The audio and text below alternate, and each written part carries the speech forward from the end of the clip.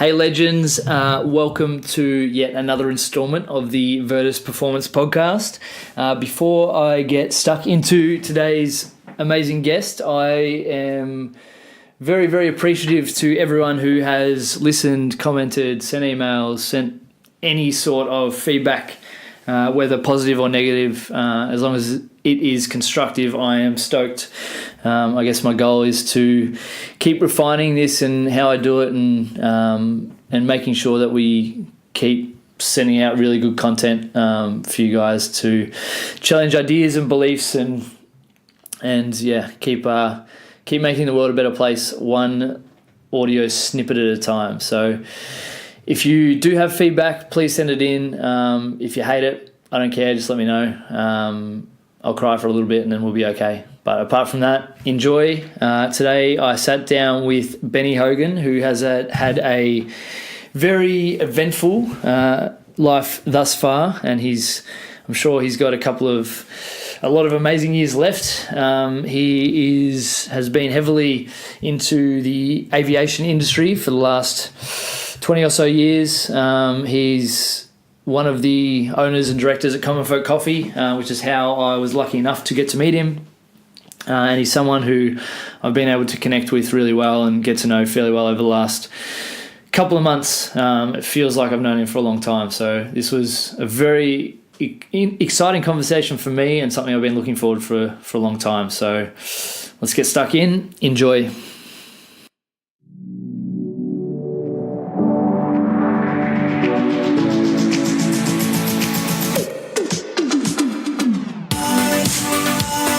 My personal and business goal is to be just a little bit better every day. I believe everyone, especially normal people, have a story to tell. The Virtus podcast exists to help us all find small ways of consistent improvement by discussing the journey and experiences of each of our guests.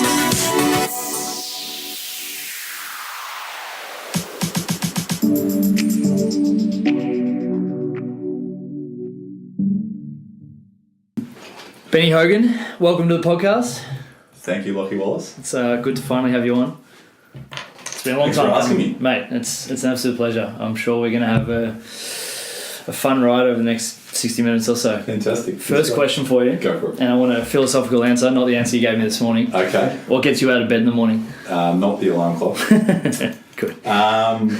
Impact. As corny as that sounds. Mate, nothing corny about that. I guess over the years, as you get a little bit older and your levels of responsibility change, so do your priorities.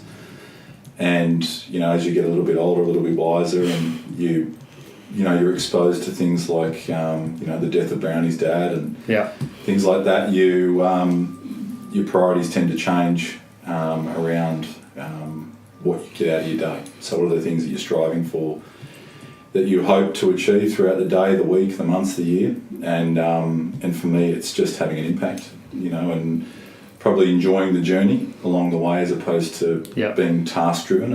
Being an engineer, you become very task driven. Yeah. So I'm trying to I'm trying to enjoy the journey more, awesome. Which is a bit of a recalibration. Right now, how are you making an impact? The way I'm interacting with people. One of the things that I was lucky to have done over my career, I was afforded an opportunity to do a Berkman test. Now, Berkman test is just another term for personality testing. Yep.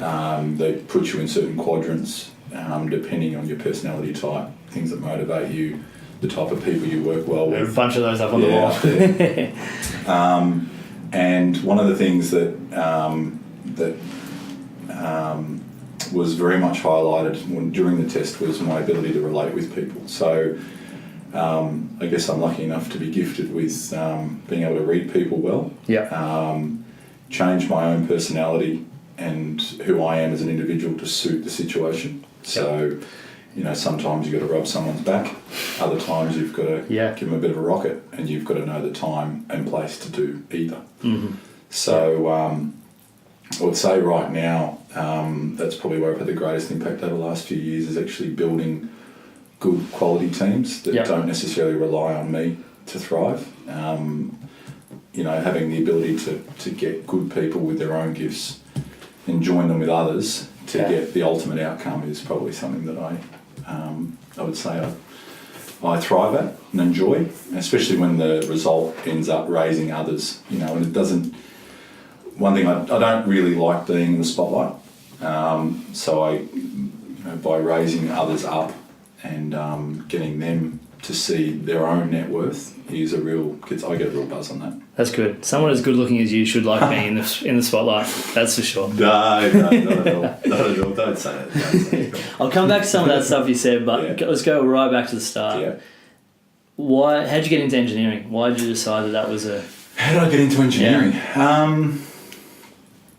So school was an interesting one for me. Yeah. I started off in high school being... Well, I assume you started off in primary school, mate. Well, started off in primary school. But then we rolled to high school. Yeah, Yeah, that's good. right. That's done and dusted. Yeah. I guess I started off high school the way I left primary school, and that was, I was house captain. I guess I strived to succeed even at a young age, and applied myself. But school was an interesting one for me because I'm not necessarily mainstream, and you probably find a lot of people are like that. And if you're lucky enough to attend a school, I wasn't, but from what I hear, attending a school like a Woodley where the school actually adapts to the individual, probably would have been good for me. But I went to the local high, which was okay. Where'd you grow up? Down here? Mount Eliza. Mount Eliza. So I had a terrific childhood. Had some great friends, still have a lot of them today. Really close-knit group of friends, albeit once you get married and have kids, things change. It tends to change in terms of your bandwidth to be able to continue that. But during high school, I started off really well, and like a lot of teenagers, was exposed to the joys of going out and enjoying oneself. So, I've tried just about everything under the sun during my high school years. Yeah. Probably toward the latter half. Did really well at the maths and sciences and all those type of things. So naturally, that was always going to be something that I would utilise that skill set for. But always wanted to be a fighter pilot. Cool. So did the classes that you required at the time to be able to do that, which wasn't a lot of the English arts focus, which isn't me. I'm not that way inclined. I'm pretty black and white, which is probably why I ended up becoming an engineer. But unfortunately, when I went to join the Air Force, I failed my eye exam. Oh, really? So that was that was something I really wanted to do. So everything was kind of tracking towards it, ticking the boxes. Absolutely. While I was probably more academically minded earlier in high school, towards the end, having partied quite a bit, I probably didn't do as well as I should have. That showed. God, that's a familiar story for a lot of people that are succeeding now. It is, but one thing I always knew was that I guess, some people may not get that exposure, but I knew that if I had found something I loved, I would have done well at it. And I was lucky enough that there was a hiatus though in between there where because I didn't get in, I went up to the Sydney Olympics and worked up there for a little bit, partied a lot, and didn't really know what to do after that. Applied for 2 roles, a cadetship with Qantas as an aerospace engineer. Cool. And also for the ambulance as an ambulance officer. 2 fairly opposing... Totally, and that's me. Ideas. I guess there was always the drive of wanting to help people, which is cool. But I think in the end, the path that I followed was the right path, because I think that I would have, knowing who I am, I probably would have got too emotionally involved with the ambulance side of things. And so, from there, I back to the point I made about finding where my sweet spot was. I did find that in aviation, and from there it just went from strength to strength. Perfect. Which was fantastic. So, and I met Sarah around the same time. Awesome. And then the rest, as I say, is history. Great podcast, mate. I'll see you later on. Talk to me about, I guess, your industry or what was your industry and the aviation industry, because it's something that apart from jumping on a plane to travel to various parts of the world, that's all I understand of it. Yeah. And I'm sure a lot of people. Well, there's a lot to it, and I think the travelling public should feel very safe. That's one of the most heavily regulated industries in the world. Yeah. Particularly in Australia, and the Australian regulator is renowned for being quite pedantic about a lot of things. Probably not the worst problem to have. No, and certainly when it comes to the safety of flight. Yeah. I was lucky enough to start off on the engineering side of things, so knowing intimately how an aircraft is designed, how it operates, and working on a number of different types of aircraft, so Airbus and Boeing, and having a lot of those exposures. I did a bit of postgrad work with the University of Newcastle I always felt that I wanted to get into the management side of things. I saw there was a real passion for me in this industry. I saw this industry going a certain way. Yeah. Obviously, the cost of maintaining aircraft in Australia is very high. Yeah. And with globalisation around the world, there's probably no more transportable asset than an aircraft. And so that was one of the first things to fair assessment. Yeah, and that's probably one of the first things that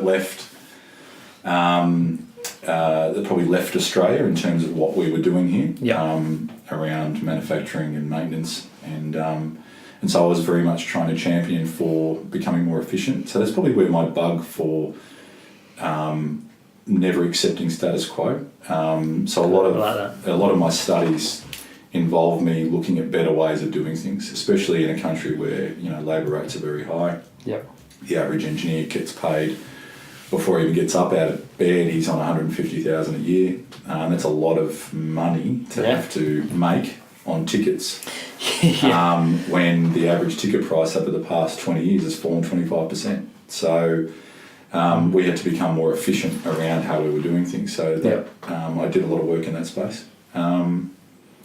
And climbed and got to a point where I wanted to do my own thing, and I left aviation for a bit to start my own consulting business. And what was that like? Tried to build the challenges between, I guess, going from working for one of the big guys to doing your own thing. I probably did it the wrong way, and I'll be the first to admit that I was probably a little bit arrogant at that point in my career, where I thought that I knew quite a bit, and whilst my ideas and hypothesis were sound, they also need to be tested with cash flow. And anyone in business, as you would attest to, Lachie Wallace, cash is king. Cash is king. And I got to a stage where, in the end, I had 2 kids at the time with Sarah. Yeah. And one of the big deals we were trying to do with the Lufthansa Group to build a sustainable engineering facility here in Australia fell over, which was a real shame. It was that was probably my real first failure at a time when there was a lot of responsibility on me to bring money through the door, so it was a bit humbling. Yeah. Why did it? Can you look back now and kind of see what went wrong?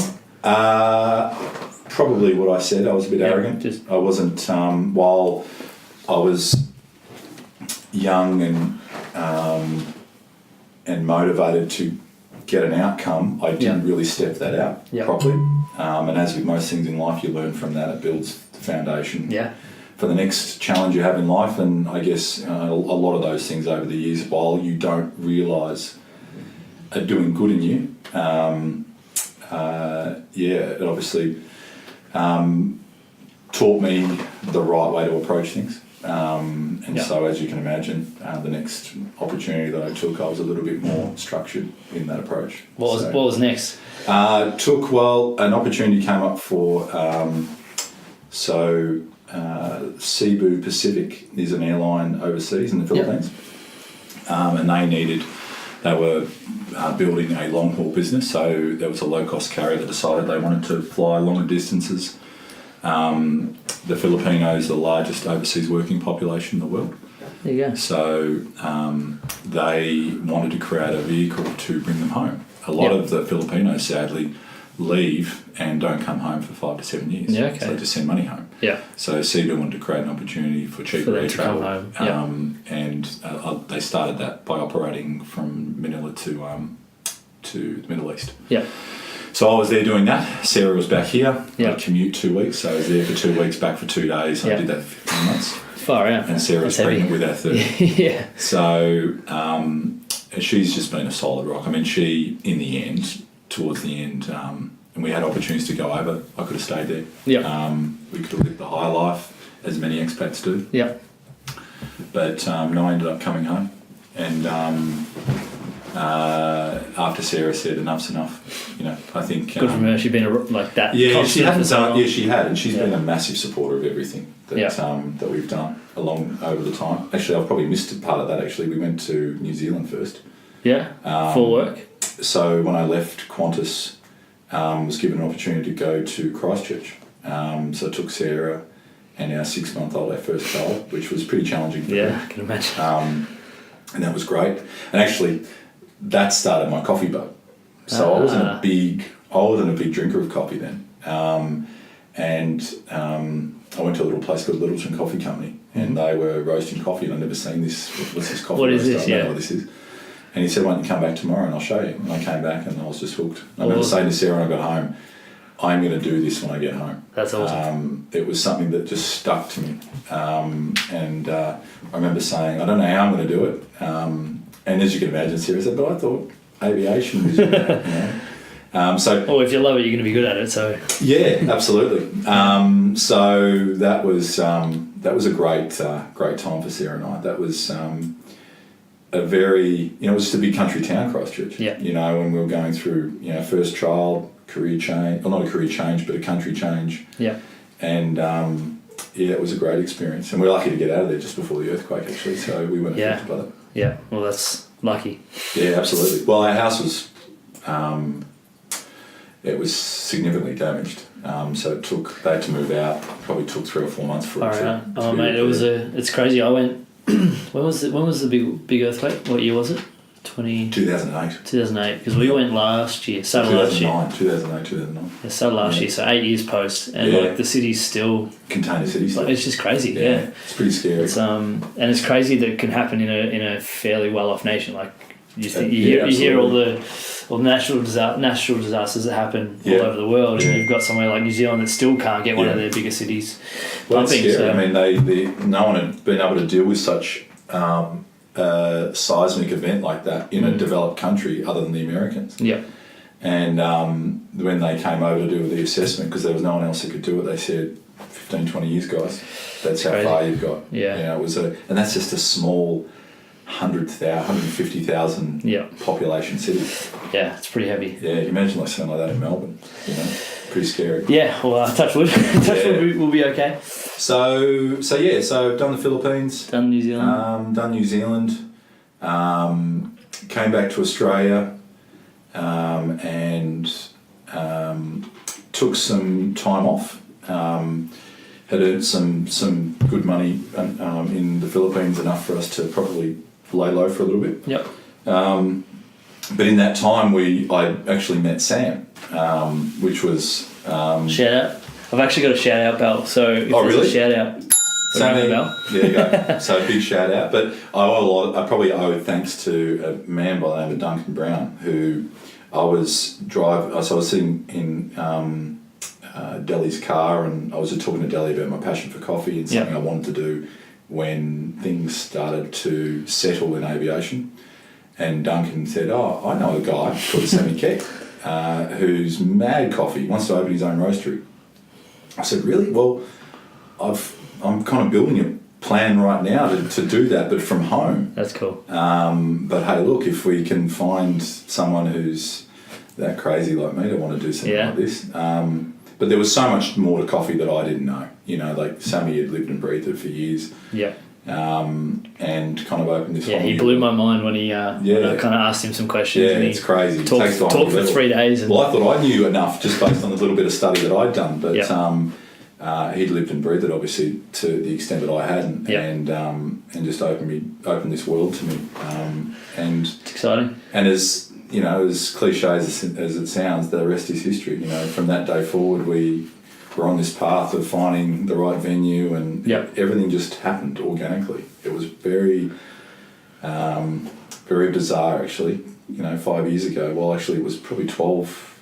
It would have been longer. It would have been nearly 2 years in the making by the time we had the first discussion to when it opened. So 2011 was when we started, and then 2013 was when it all happened. Yeah. So what was the process like? I guess being one of the owners and driving it, but at the same time you were working at the same time. Yeah, it was challenging. Yeah. It's probably been. I mean, there are times where you don't realise just how much you're doing until you take time to sit down and go, wow, I really am tired. Yeah. Or, I realise that I haven't been giving Sarah time, or the time she deserves, or the kids. And I guess that's probably why we came to the decision of me leaving aviation in the end, because I couldn't do it all. Walking with Sammy's been a great... I've had a great sense of joy in doing that with him. Yeah. But I also become too involved in some things. Yeah. And by doing that, it's probably a real issue of control. So I tend to want to control outcomes and well, someone that's had that result or those results for so long, it's no wonder you want to I guess in put your aviation, stamp on it. Yeah, well, aviation's one of those things where you don't want to leave it to chance. From being an engineer and being very structured to taking on the most recent role that I had, which was the Director of Safety for the airline. Yeah. You have to be methodical in everything that you do. Down to investigating serious incidents. In the end, these are all evidence to be used in any court case, and you've got to make sure that you cross your T's and dot your I's. So I felt that was, in terms of the effort, structure and process that goes into making sure that everyone has a place in the world. Yeah. I felt that was something I could use to our advantage in Commonfolk. Definitely. From an emotional and personal point of view, what was that role like, and what was it like having that responsibility of head of safety? Because that's In 2016, I've never cried so much in my life. I cannot tell you how challenging that was, going up against the regulator.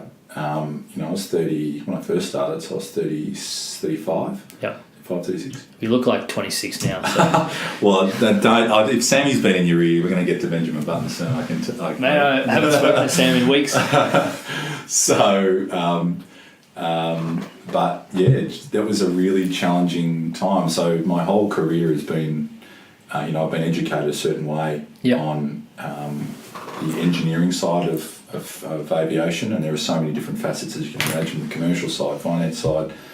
Buying and selling aircraft, flying aircraft, ground operations, cabin crew, you name it. And so I've been kind of educated on one side, and then on, the next role was a significant step up. And by the way, you're responsible for this part of the airline, which was this big.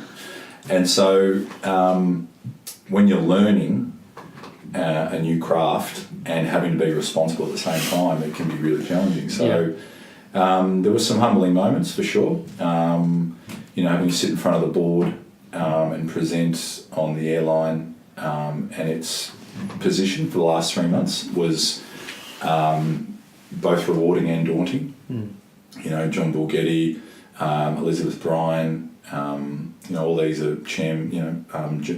Elizabeth Bryan's chairman of AIG, and all the big dogs. Yeah, all the big dogs. Samantha Moyne, who's the chairman of BHP. They're all on the board, and they're all firing questions at you. And you kind of look out the window, and here I am looking at the Sydney Harbour Bridge on a day like today, looking at the in Macquarie Place, just thinking, how have I even got here? Yeah. And that was weird quite surreal. grounding moments when you're in those positions. But also one of the biggest vices I have in life is my expectation of myself. Yeah. And so I had to perfect everything, in terms of how I presented myself, the information I shared, to the point where if there was the slightest slip, I could be in a pretty dark place, which is, I know, is hard to believe in terms of what I've been talking about, but I guess when you want to strive and become the best at what you can be, there's a side effect to that, and that is that when it doesn't happen, you're pretty critical of yourself. what were the, I guess, coping mechanisms, or what process did you go through when you had those times where things didn't go right? Well, if I'm really honest here, my faith has been a huge part of my walk, especially throughout some of the more difficult times of my career. Praying a lot, both with Sammy and my other Christian brothers, and being more reliant not of myself but of my faith. I found that when I tried to do things in my own strength, that I'd probably fall over a lot more. So it doesn't mean that you rest on your laurels and have blind faith, but you are realistic in terms of what you're capable of. So that was a huge change and shift in me, and probably then allowed me to have a fantastic 2017 when I started to lean more on my faith. And in those moments when you're having to present in front of the board, having to provide the regulator with recorded events of serious incidents and what you're doing about it, and not necessarily taking the responsibility of the airline on your shoulders, but actually just representing the airline. There's a difference. And so early on I found it difficult to separate the two, that I felt it was all on my shoulders when actually it wasn't. So that's probably a good mindset to be able to get into, and rather than thinking, it is. The buck stops with you, but at the same time, it's you're in charge of everyone, not necessarily responsible for their actions. I'm not responsible for their actions. You've got to determine what's going on. But I guess with the standard and the high standard that I set, that was a good outcome for the airline. I set a level of expectation that was unwavering, and I expected that. And the airline went through an enormous cultural shift in terms of how people perceive safety, to being one that actually a good example of some of the good things that we did. So there was a confidential reporting system that had been around the airline for a long time. Be lucky to get 4 reports a year. By the end, I was getting probably 10 a week. That's significant. So, and when you think of what big growth. Confidential reporting systems aren't just for reporting safety events; they're for reporting people that are going through shit. And what we found is that we created an environment where people felt that they could come and open up about what's going on in their life. That's incredibly important. Well, you walk past. The amount of people you walk past in life, and we have no idea the shit that's going on in their lives. 100%. It's on a facade. And we all do it. And it was really nice to have created an environment where there was such a cultural shift to people becoming more open and dealing with their issues. Well, I guess in an environment like that where you kind of look at machines all day, it's really easy to look at people as it's black and white. Machines, as an engineer, it's you forget that you're dealing with the most un-black and white component of anything, and that is the human being. So that was something I really enjoyed, seeing, when we went back to the very first point we raised around what gets you up, its impact, if I can have that impact on someone that may not have had that idea about themselves when they got up in the morning, but went home a happier person, then I've done my job. That's the dream. Absolutely. Tell me a little bit more about your faith. Is that something you've had growing up, or is it something that's come recently? No, actually, I was just invited to talk at have you heard of Alpha? I haven't. So Alpha is it's a way for non-Christians to seek the questions about the faith. So some of the big important questions that people ask in life. And I was lucky enough to attend one of those back in 2009. So my wife grew up in a Christian family. I didn't. But I had anything and everything that a young bloke would want. Loving family. My parents are still together. I had a terrific upbringing, great holidays, great school. It was only public school, but I had a great time. Great friends, still have them all. But when I was chasing my career, I really started to question what was it all about, because I was achieving. And so I was getting there, and then it wasn't enough. And I was getting there, and then it wasn't enough. And I was getting there, and it wasn't enough. And so what was interesting, though, that when I started my faith walk, it was at a time in my life where I did have everything. So there was, people who come to faith, come from all walks of life. There are those that are in the deep, dark depths of sorrow through, some significant life events. And then there's people like me who were in a pretty good place. Had my career, had my wife, had my first child, was having my second at the time. Yep. And I think, one of the biggest issues for having faith is prosperity, because you don't need anything. Yeah. You're doing really well. Well, so I've thought anyway. Yeah. And so I just kept searching and asking questions and finally came to the conclusion that that what they say about Jesus Christ was true, and that was a really important transition for me in terms of how I valued things, how I prioritised things. Yeah. It didn't mean that I didn't strive. I just put things into perspective, and I think that was a really important change through coming to faith, was that if I didn't achieve, it wasn't the be-all end-all. Whereas before I would have put everything. Yeah. So even going through that phase more recently in 2016, where it was, I was going through some challenging moments in terms of succeeding, and it doesn't mean that just because you become a Christian that life becomes easier. Far from it. Well, it gives you an outlet to become more aware, discuss and be aware of things. And it's a growth thing. So I'm just continually growing in my faith walk, I guess, and through every event, as with most things, you just gain more strength for the next. Yeah. So that's what I guess what having a faith is all about, is that it just builds resolve over the years, and while it came late in my Christian walk, it's certainly, I'm a totally different person to what I was before, and my wife can attest to that. Well, I like this version. I didn't know the other version, but I'm a big fan. Oh, that's nice. And it's something that's really, it really interests me, because I'm someone that's come from, I've never been someone of faith. Yeah. But I've really enjoyed talking to people like you and Tommy and Sammy to see what you get out of it, because I think it was always, for me, it was very black or white. It's just like, well, no, it's crazy. This is what I think. But I guess as I mature a little bit and start to look at spirituality on a different level, like I'm still, it's very hard for me to be convinced of certain things. Yeah. But that's because you're intelligent. Yeah, well, yeah. And you ask a lot of questions. I do like asking questions, but it's my understanding of the importance of spirituality and mindfulness and things like that. And to me, now, like if you asked me 3 or 4 years ago, I would have argued till I was blue in the face, but to now it doesn't really matter which side you come from. Yeah.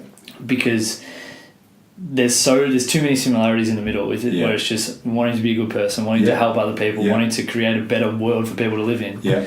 What you decide, I guess, that comes from doesn't really matter to me anymore. And I think that's something where a lot of people that are like heavily anti-religious miss, and on the other side as well. Yeah. So it's an interesting point you make around, for me, I'm not. I agree with you actually in terms of in the end, you can see that a lot of people are working towards the same outcome. Yeah. And I'm challenged by those who say that there is absolutely nothing, because we can't know. That's the thing.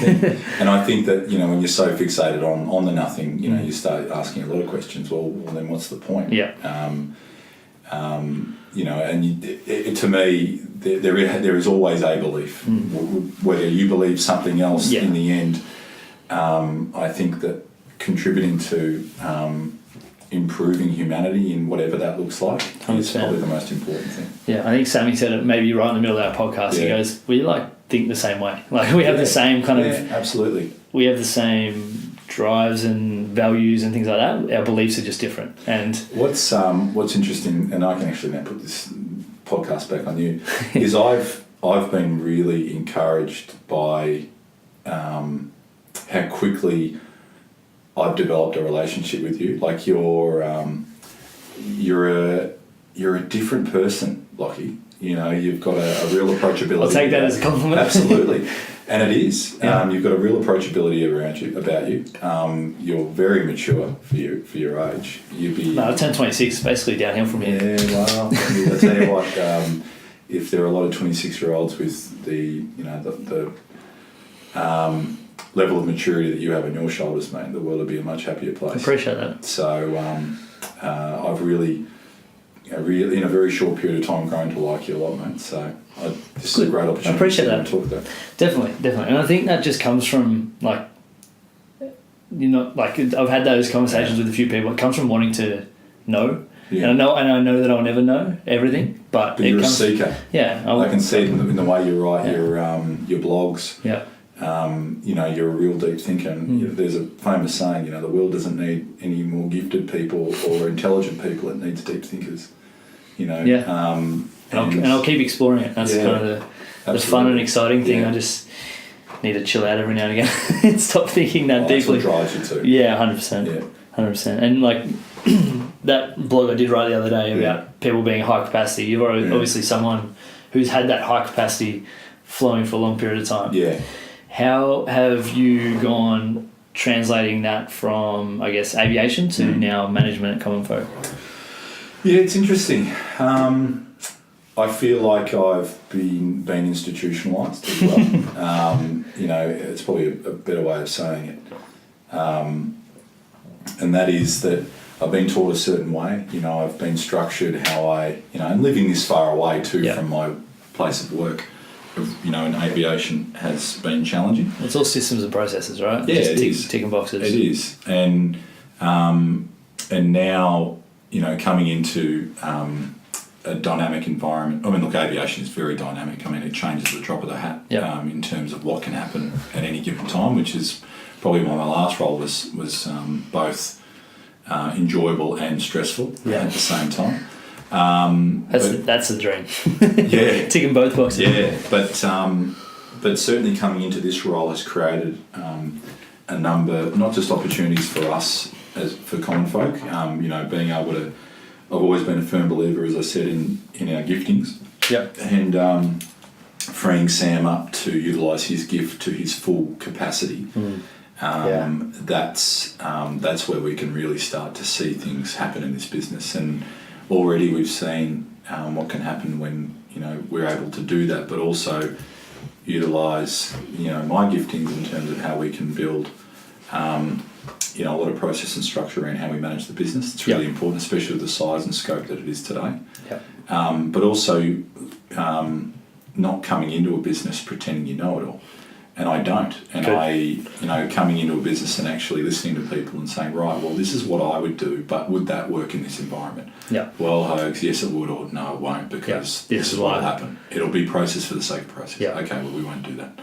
So we've been able to do that quite well, even after 5 or 6 weeks, which has been... Is that all it's been? Yeah, 6 weeks. That's insane. Been crazy. I know. Feels like you've been around forever. But probably the greatest gain I've got is actually being home with my family. I've got 4 kids now, a very patient wife that's been unbelievably supportive over the past 18 years. She's a bad influence. Yeah, she is. She is actually. She is a bad influence. She showed a side of me the other day. I didn't know it was there. I knew it was there. I think you did a blog on, I forget what the title was, but you had quadrant settings in terms of where you place certain priorities at different stages of your life. And I guess I'm at a stage where, or even daily, I guess I'm at a stage where it's a season. And right now my season is to help support Sarah and raise that family, but I'm also responsible for getting Commonfolk to where we need to get it.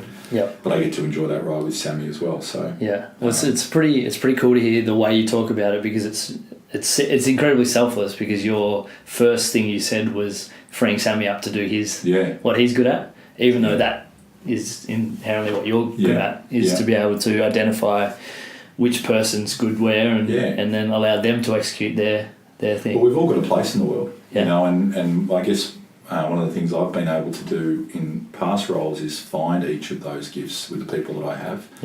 And if they don't exist, I get to find them. And everyone gets a level of responsibility and accountability in a structured way, and I know that's, and I guess I approach it like that because that's the way I'd like it. I would like someone to tell me this is what's expected of me, and I know that because I'm gifted in these areas, you know. So yeah, I like that. yeah, Then everyone wins, right? Because absolutely. the business gets the best of each individual, and then each individual gets. Well, people aren't floundering, you know. They're not going, I think I've done what's expected of me. Yeah. And by giving people that that structure in the form of role mandates that explicitly point to what their responsibilities are under their PDs, and also, depending on who it is, they get a reward too when they get to achieve that. It's very structured. It's very clear what's expected of them.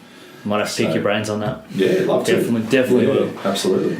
If you seem like the kind of person that would have a lot of principles for a lot of the things you do, if you're building a team from scratch, or if you were building an elite team, what would be the things you look for? Well, first of all, you've got to define your strategy. Mm-hmm. So what a lot of businesses fail at is that they build the structure first for really understanding what it is they're seeking. So one of the things that I've always focused on is where we're heading. So what is it that we need to deliver on? Yeah. Which as you can imagine, aviation is pretty important. Yeah. And from there, you define what actions need to happen in the form of responsibilities and process to drive that. And then you need to find out what you need in terms of personnel, human capital to drive that. So those three things, and in that order. So, and I've been a part of a number of organisations that haven't, they've kind of reversed it. So I've got him, I've got her, so I'll get you to do this and you to do that, rather than, okay, well, what is it that we're actually seeking to do? Yeah. Well, that's been our kind of transition and switch over the last 6-12 months. Yeah. At the start, it was just, well, who do we need? And then kind of started working on the vision early last year, and then obviously the vision is something that was always there, but it was never really properly thought through. Yeah. And now we're at the stage where the vision's kind of, it'll never be set in stone. It'll always be fluid, but the strategy behind it the strategy is always going to be working towards that vision. And fantastic. And then if we start ticking those off, then the goals will start to open up, and we'll be able to figure out, okay, what resources do we need for each of those goals to occur, and then it's just a matter of everyone executing on their role. And you've got a really strong brand. I mean, clearly you're the driver behind it. There's no question, and you can see that in the way that you teach, the level of knowledge. I've been really impressed, actually. I made most of it up. Did you? Yeah.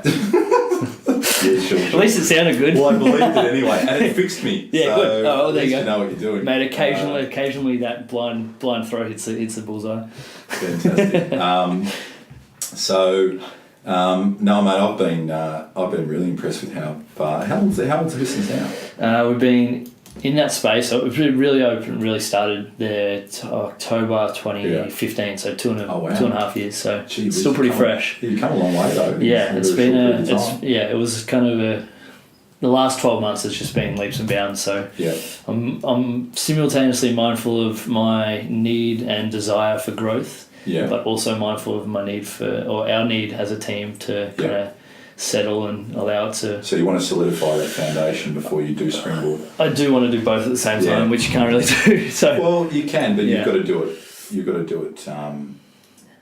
It'll be in sections. It'll be like right now. It's all about locking in what the vision is and the strategy and what it looks like, and moving towards it.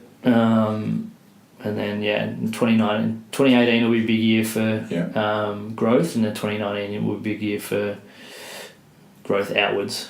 Fantastic. So maybe I'm probably giving you a better one. No. It's to be honest, I'm not sure. Yeah. I know our vision is really, really simple. It's just to make the world a better place, which like your impact thing, right? It sounds cliche and stuff, but it's not. But it's true. So help. I mean, in the end, what legacy do you want to leave behind? Well, that's exactly it. So we want to make the world a better place. We want to help people change their behaviour. Yeah. We want to help people be happier and healthier and all that kind of stuff. And if we can have more people that believe in the things that we believe now, more coaches and things like that, and then more of the community, then that's going to happen. So whether that's that one and another one, whether it's one big one, whether it's whatever, don't know. But the next I'm trying to sort out our kind of strategy and vision for the next 3 to 5 years at the moment, which is not something that it's hard to think about. I read that you had is it a business coach or a life coach? Yeah, so I've got a bunch of mentors that are just incredible people that help me, like inspire me to do what I'm doing every day. Yeah, fantastic. I do have a bunch of guys who are business coaches, and they help daily. I've got a meeting with them later on today, which will be good. That's awesome. Had a meeting with a very good friend and mentor on Saturday, who's kind of just kicked my butt into gear and just helps with clarity more than anything, talking to those guys that have done it before. It's interesting you say that. It's probably, and you've learnt that a lot earlier than I did, but surrounding yourself with the right counsel is absolutely I must have just gotten really lucky in realising that a couple of years ago, and just being like, the people, I want to surround myself with people that have done it and who have ticked the boxes and have achieved the things I want to achieve, but at the same time I also want to surround myself with the people that are young and driven and kind of like me, that want to do that as well. Because it's like, I know some of the guys I have looked up to in the past, their focus is, well, if you haven't done it before, I don't want to talk to you. But I think you're kind of missing a big chunk of. I get just as much inspiration from my staff as I do from the people that I look up to. Yeah, it's just different, and it's packaged differently. They're living and breathing it, 100%. So that's good, man. And they're making the world a better place, one person at a time, and that's all it is. Yeah. So good question. Where it goes, I don't know, but I'll be picking your brain a lot over the next. I would be more forever. than happy to be a sounding board for you. I love what you're doing, mate. I appreciate it. If I can help you with anything, I will. Good. All right, talk to me about footy. You skipped it. You skipped the whole thing, mate. Footy. Well, I love my footy. Good. I still love it. Die-hard Melbourne fan. Yeah. Don't read into that too much. Although they did look very promising this weekend against North Melbourne. Don't worry about any footy that's played before June. I know, but Melbourne supporters can't help but get excited this time of year because it all ends poorly. But I love my football. Wish I was a bit immature with the football. Yep. Didn't play football as a young man. When I say young man, I played football as a young man, but I didn't play football as a teenager at all. Yeah. I played 1 year of under 18s. That was my first year of football. Crazy. I used to play basketball before then. And then from there, my first season of senior football was when I was 18, to the last 2 games of my under 18s year. Played seniors and then didn't stop from there. And I guess I was one of those athletic types that needed to be educated on the skills of football and the game plan. Well, if you start when you're 18, you're going to miss a few of the development stages. You do, and I guess I would probably be more useful now than if I was starting out, because that's the way a lot of AFL clubs tend to go now. They kind of get the athlete and train the rest. But I was kind of just starting out, and had a great opportunity with St Kilda in 2001. Yep. So how long was that after your first games? 97 was my first game. Yep. So 2001, so it's 4 years. So I played 3 years of senior football. And then actually one of those years I had off because it was when, I think it's when I started at Qantas. Yep. What happened was I was told about what was going on, and that I was going to play for St Kilda Reserves the next week. Yep. And then I had to play. What happened was I had a scout come down, having a great season, and just totally ballsed it up. It's just overthought it, as I do. So you knew the scout was coming? Yeah. Yeah, that's even worse. You just want to play I don't know why. I kind of think back on that, and I thought, I don't know why I was even told that, but look, that's the way. I'm also a fair believer in, sliding doors. One door shuts, another one opens, and as a result of that, I became more focused on my career. And through that, a lot of things changed. The journeys I've had overseas, the kids I've been able to raise, all those things. You just never know how life would have gone had things developed differently. But I loved my football, and I do reflect on that and wish I'd probably pursued that a little bit more. Yeah. And like I said, I was a bit immature and might have thrown my hands in the air when it didn't go my way. But again, I was only... Then you just moved that focus to achieve at other things anyway, so... Yeah, I did. But I was a bit immature then as well, playing football, so... Yeah. and did things, and probably I look back on that were good fun, but at the time we probably would do them again. Yeah, no, that's fair. Well, that's but I love my football. Yeah, still awesome. do. Yeah, good. Yeah, I heard you're fairly handy. What about you? Tell me about your football career. Mate, I'm washed. To ask these questions? I'm washed. Yeah, mate. I told you it's a conversation. You can ask whatever you want. Your post on Nancurvis, so obviously, mate, he's a king. Yeah. My footy career's kind of been like you played for Collingwood, didn't you? Yeah, for a big period of my growing up, I guess I identified myself as a footballer first. Yeah. That was it. Footy was everything. School and things like that would take a little bit more of a backseat because of footy. Did the normal kind of way through, played Stingrays, and then got dropped from Stingrays and played seniors. Yeah. My first under 18s year played a year of seniors, and I think we got beaten in a prelim maybe. Yeah. Which ended up being a really good thing because it was a catalyst for a bunch of flags at YCW, which has been nice. Went to Stingrays the year after, did a couple of years of Stingrays. Yep. Wasn't good enough to get drafted, which I wouldn't have been able to admit back then, but I can admit now. Yeah. Just wasn't good enough. And why do you think that? Why do you think you weren't good enough? If I was good enough, I would have got picked up. Yeah. Or if I was good enough, I would have got picked up in the subsequent years. Would you have done anything differently, or do you think it just was what it was? It is what it is. It's a really hard question to answer. Would I have done anything differently? If I knew what I knew now, yes. Yeah. But at the time. But my drive now is nowhere near what it used to be with football. So, which is a hard thing to swallow some days because I miss that. Yeah. I guess being at that level. So, was there all planned to go to Frankston Dolphins and play a couple of years there, and one of my favourite players growing up, Tarkin Lockyer, was the coach at VFL Pies then, and I got a call from him one day, and I'm like, someone's taking the piss out of me here. Call from him, he's like, do you want to come down to pre-season next week? I was like, oh shit, yeah. So I went down there and didn't miss a session all pre-season, and so you were solid. Got a gig on the list and played every game that year except for the first one at VFL Pies, and kind of just fell in love with the place, and like I'm a lifelong Collingwood supporter, so it was. It's like a dream come true. Mate, it genuinely was. It was a crazy year. I was at uni and being a PT and doing all that stuff, but footy was everything. Yeah. Played another 60 games over the next 6 years. Being in that environment. Jeez, you must have been young.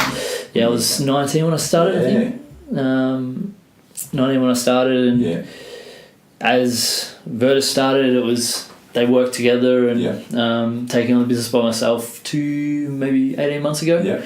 Obviously, time-wise, there's only a certain amount of time. Like, I'm never one to say I don't have enough time, but it was hard to balance those two. Yeah. Managed a year of it. Had a crack at last year, and it just didn't work. So, pulled the pin, and now I just go back to YC and. So you are going to play? Yeah, definitely. I've been a bit slack over the last 6 months because I've gone away for 6 weeks and work's been super busy and footy's taken a bit of a backseat. But I'm very. My intention is when I get back to kind of dive back in, and you sound like you've got good balance in your life. That's an interesting assumption because a lot of people would say that I don't have good balance. I probably do. I have balance for what I want to be doing. On the outside, I mean, I'm by no means presuming that I know what goes on in the inner circle, but on the outside, it looks like you balance it well. Like you manage your business well. You don't look stressed, so you either got a very good poker face or you're... I'm very good at just letting things happen. Like I'm very action driven and outcome driven, things like that. But knowing that action is determined by the little inputs day in, day out, it's not... I don't have to... And I'll have days where I just, like, today's a 14-hour day, but that's becoming normal.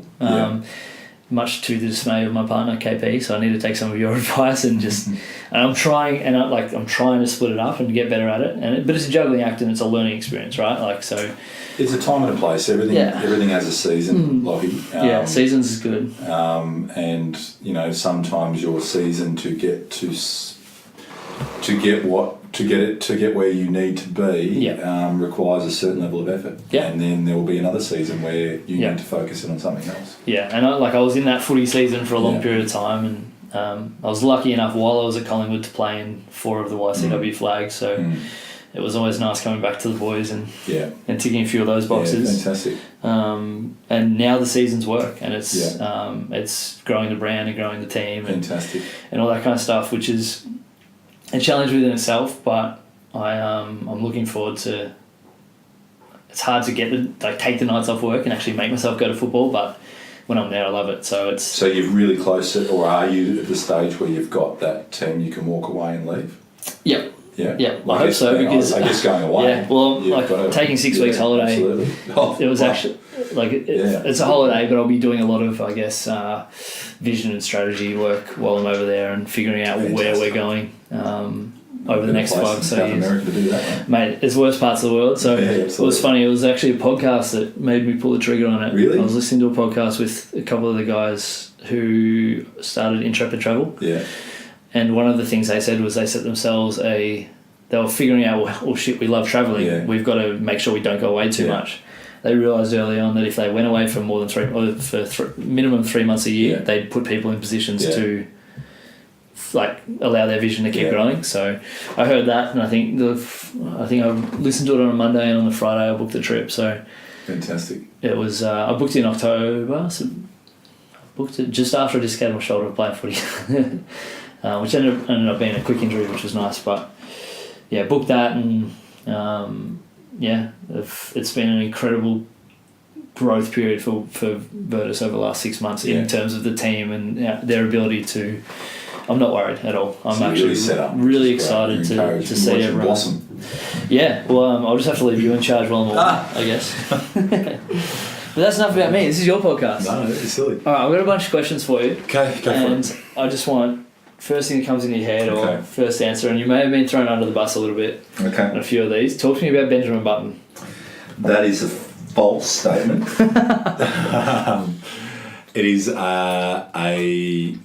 what was it? It was a moment that I would like to go back and change, and did not represent my level of intelligence. Let's just leave it at that. No, we're going deeper. Talk me through it. Elaborate. I'm not going to go there. You have to, mate. You have to. Okay. So sitting in the car, something happened in regards to a comment being made about. Actually, I don't even remember. It was something to do. It was obviously about Benjamin Button. Yeah. And I said, I can't believe that happens to some people, something like that. And there was followed by silence, and I realised what I said, and I tried to cover it up. Yeah, but someone like Sam Keck, he won't forget that. Bang onto it. He said, "No, whoa, hang on. What did you just say?" I said, "I don't know what you're talking about." And obviously, one of the positive things is it doesn't happen often in terms of me saying something that is... Mate, when it does, we'll enjoy it even lower IQ level. That's certainly painted the wrong picture, put it that way. That's outstanding. That's very, very good. Next question. Have you ever had your photo in the paper? Yes, I have. Talk me through a big moment.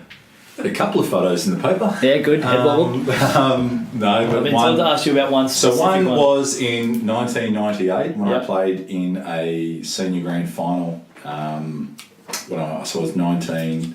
Playing for Mount Eliza? Playing for Mount Eliza. Oh, so they have won some. That's good. They have. That's good. I was worried. I was lucky to have won 2 of their 3. Good. Which is good. But that one in particular was taken by the leader newspaper with me taking a mark and my balls out the side of my shorts. Yeah, good. Which, funnily enough, it actually never made it to the paper. Okay. It was printed, and Then obviously they realised what it was. But you got some copies? Sure. I have a photo of it. Okay, good. That will never see the light of day. Challenge accepted. All right, I might have to enlist some help. Yeah, that's right. Good. All right, now some actual real questions. Okay. Have you had a defining moment? A defining moment.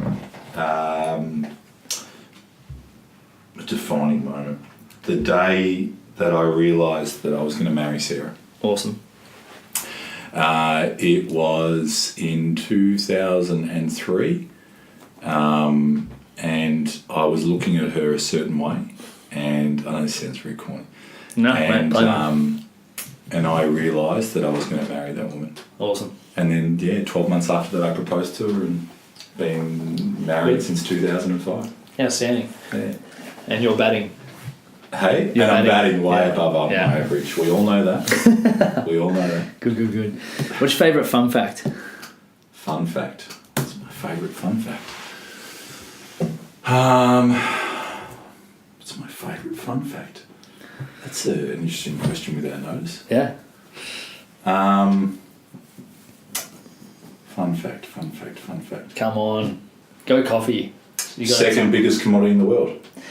Yeah, see, I had this discussion with Tommy T the other day. Yeah. So, By volume, by the way. but so it's volume. So the tea is consumed more highly than coffee.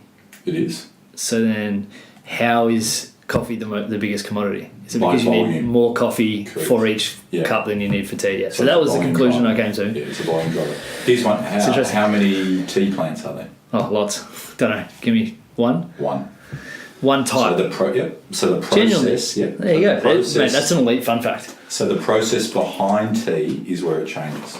Ah. So how it's dried, how it's processed, what they add to it will define the type of tea that you drink. But it all comes from the one tea plant. That's one busy plant. There you go. That's good. I like that. That's Yeah. actually really cool. Awesome. What advice would you give 15-year-old Ben Hogan? There's a great quote. I love quotes, mate. I love them a lot. Francis Chan is his name. Fantastic pastor. He has a quote that the greatest fear in life shouldn't be that of failure, but of succeeding at life at things that do not matter. So knowing that as a young man, That's really heavy. I probably, Yeah. not that I would have changed anything, but Yeah. I probably would have, if I'd had that at the back of my mind, it may have changed the direction on some things. Yeah. Cool. I like that one. Yeah. I like that a lot. If you could travel anywhere in the world right now, where would it be? Canada. Why? There's something serene, something so peaceful about it that I would. It's funny, as I get a little bit older, they're the things that you kind of look for is serenity and solitude and being. I'd love to do that trip with Sarah. I've been to a lot of places. I've been so privileged in aviation to have travelled to Europe and the States and picked up aircraft and flown them home empty and dropped, overnighted in countries I've never been to. And just get back on board and fly it home. It's been fantastic. But the one place I haven't been is Canada. Is it planned at any point? Well, I don't know. I'd like to probably take the kids, but it's probably one of those trips that I want to do with just Sarah. So that won't be for some time. Just get Sammy to look after the Let's get kids. Sammy. Well, he keeps offering to look after the kids. Maybe Probably getting a complex. Maybe that nasty. weird uncle. Shit. If you could be remembered in one sentence, what would it be? Could be remembered in one sentence, what would it be? A lover, not a fighter. Good. Do you have a morning routine? Well, I did have a morning routine, and that's been turned upside down since moving to Commonfolk. Yep. Now I do the things I wish I'd had time to do. So I guess it's one of those things that, when I decided to leave aviation, I said that, I had to probably honour that in terms of what I said I would do. And so get up in the morning, read a couple of chapters of the Bible, which I love, which was something I wasn't able to do before. So before I was 5:30, Go, in the car, Yeah. there, home by 7:30, eat dinner, go to bed. And that had a big kind of effect on the way I looked after myself too. Yeah. So now that I'm doing what I'm doing, I'm taking great enjoyment in the time that I have looking after myself and actually being with the family. So Perfect. yeah. Good. I'm really interested to hear your answer on this one because it's a word that you've come up a couple of times, both positive and negative connotations. What is success to you? What is success? Yeah. Success is, for me, probably the one thing that I started with, and that is, having an influence and impact on at least one person in my lifetime. Yep. If I can contribute to changing the course, the directional course of anyone's life to a positive, then I've done my job. Perfect. So, and that's what I get great enjoyment in doing. I like it. If you could invite 3 people to dinner, dead or alive, who would they be? And why? Jordan. Yep. Chris Cornell. Mm-hmm. And who else?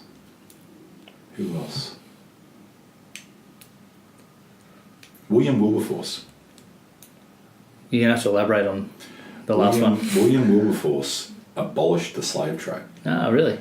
Yeah, so he was a remarkable human being at a time when he would have bucked the trend in so many ways and been an outcast. He stood for something, and I'd like to quiz him on how he felt during that time. Yeah. To be able to make a stand for something when the world tells you something different, I'm really inspired by that. So, good. Well, as you said before, you're not someone that sticks with the status quo. No, not at all. And that to me, those type of things inspire me. When people, I think I read a post yesterday. It was the death of Sophie's last name. She was a 21-year-old that was executed by Hitler in 1943. Yep. She started a student revolution against Hitler, and she was executed. And one of her last statements was, how can so many of us stand silent at a time when we all need to be, giants in terms of our voice? And then she was killed that day after making that quote. Yeah, it's pretty impacting. That's what happens. I mean, if you're willing to give up your life for the greater good, someone who's bigger than you, that's why I'd love to have you, William Wilberforce. Good. That'd be good. I like it. All right, last one. Couple of favourites to finish off. Okay, go. Favourite movie? Top Gun. Favourite book? Mere Christianity. Good. I meant to ask you before, actually, is Top Gun the reason why you want to be a fighter pilot? It's not that shallow, but it might be up there. It's probably part of it. It was 85, so how was I in 85? That was 6. Look, it's pretty cool. It was... I put a little asterisk next to it and I didn't ask it. Cool. There may have been a little bit to do with that, but it's certainly, when I think about a career that involved flying very fast pieces of technology, that was a buzz. Good. Favourite coffee you had at your last cupping? Buddy, Sammy's put you up to this. No, this is one of my regular questions. Favourite coffee was the new process decaf. Wow. That he had. I had it as my number one. Wow. That's interesting. Jeez. I don't know how to follow that. It was terrible. I must admit, I had decaf before and it's horrendous. And this was a good one. It was fantastic. It's a new process they got to remove the caffeine from the coffee. So don't know if I'm okay with that, but that could be a good one for like coffee 8 and 9 for the day. Yeah, there you go. The 11 a.m. coffee. Favourite dad joke? Favourite dad joke? What's white and blue and jumps fences? What's that? A fridge with a denim jacket on. Good. So stupid and ridiculous. I love those jokes. They're the best ones, mate. All right, last one. Favourite quote? I said it. Can't be something you've used already. Really? Yeah. Think of another one. C.S. Lewis. Greatest disappointment in life is your expectation of others. Good. Mate, on that note, thank you very much. It's been an Lucky. absolute pleasure. It has been a pleasure. Thanks so much, mate. It's like been talking with an old mate for years. Yeah, it's good. I can't believe it's only been like 6 weeks. It's insane. How long was that?